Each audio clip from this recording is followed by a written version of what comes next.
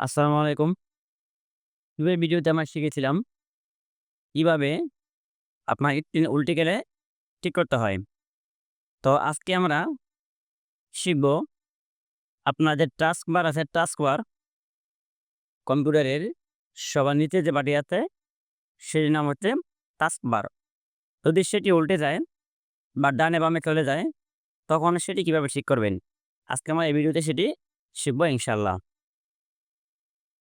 তো আপনাদের শেখার জন্য আমি টাস্ক বারটিকে এখন উল্টিয়ে দেখাবো। তার জন্য আপনি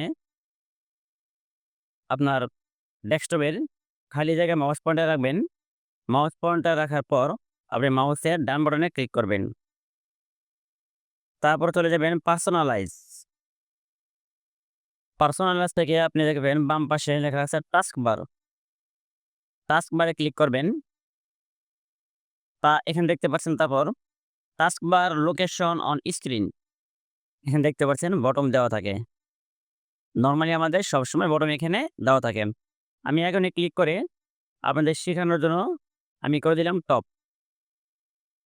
ক্রস আপনাদের দেখাই।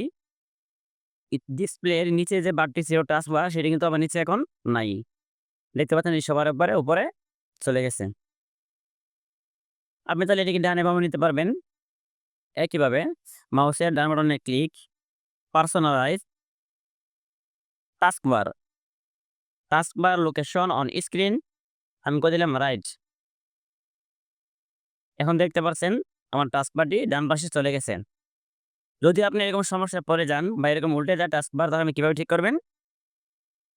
মাউসের ডান বাটনে ক্লিক, পার্সোনালাইজ,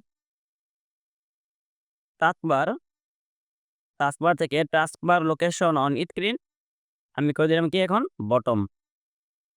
এখন দেখতে পাচ্ছেন আমার টাস্কবারটি সঠিক জায়গায় এসে বসে গেছে। তো যদি আপনার কোনো সময় এরকম সমস্যা পড়েন তাহলে আপনারা ইনশাআল্লাহ এভাবেই ঠিক করে ফেলবেন। ধন্যবাদ সবাইকে।